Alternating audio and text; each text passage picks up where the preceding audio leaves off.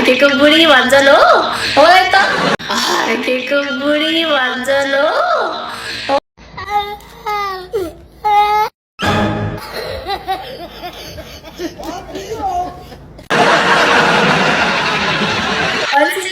हाम्रो हर्के सम्मान सरको त अब हर्के सम्मान सरलाई सपोर्ट गर्ने जति त सबैलाई बुढी भनिदिनु हुँदो रहेछ गाह्रो छ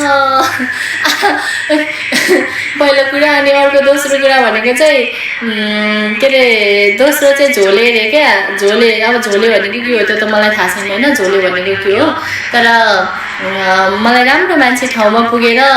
त्यो असक्तको निमित्त केही गरिदिनुहुन्छ भने चाहिँ म झोले बन्न पनि तयार हो त्यसमा मलाई प्राउड फिल हुन्छ आफूले गरेको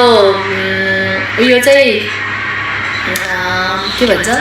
जिन्दगीमा म साँच्ची भन्नुपर्दा साथीहरू मैले जिन्दगीमा फर्स्ट टाइम हो यसरी यो राजनीतिमा एकदमै रुचाएर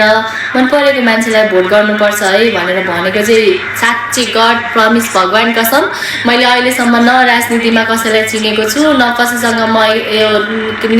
निकटता छ न त मलाई कुनै फाइदा छ मलाई कुनै पनि यो केहीको लोभ पनि छैन मात्रै यसपालि चाहिँ अलिअलि यहाँ बत्ती बलेको छ क्या